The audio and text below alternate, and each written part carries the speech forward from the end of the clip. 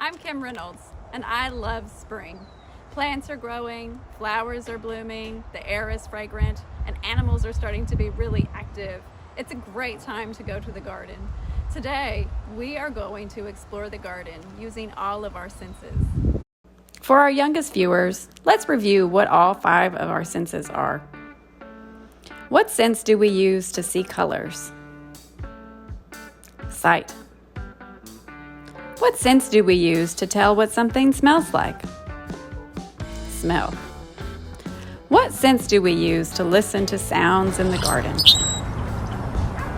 Hearing. What sense do we use to tell what something feels like? Touch. What sense do we use when we eat food from the garden? Taste. For this activity, you don't need anything but yourself. But you might enjoy writing about what you discover. So feel free to bring a hard surface to write on, a printout of our Garden of Senses handout, or a blank piece of paper, a few crayons, or other writing utensils. Okay, come on, let's get ready to explore a community garden that is near my house. If you don't live near a garden, that's okay because you can do this activity anywhere, outside your home, in a local park, or walking down the street. If you slow down and take a look at the life that surrounds us, I'm certain you'll find something to explore more closely using your senses. In the garden, we will look for many colors of plants growing. We will smell different scents of flowers. We will gently touch plants to feel their textures. We will try and hear chirping birds or buzzing bees. And then, if we want to taste something from the garden, we'll ask an adult for permission first. I'm going to see what colors I can see in the garden. What colors do you see?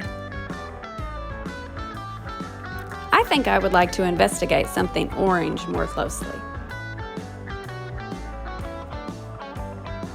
Now I would like to look for something green. Let's sit with our eyes closed for a minute. What do you hear? I hear the wind in the trees and birds chirping. What will you explore with your senses? How many colors will you find on your next walk?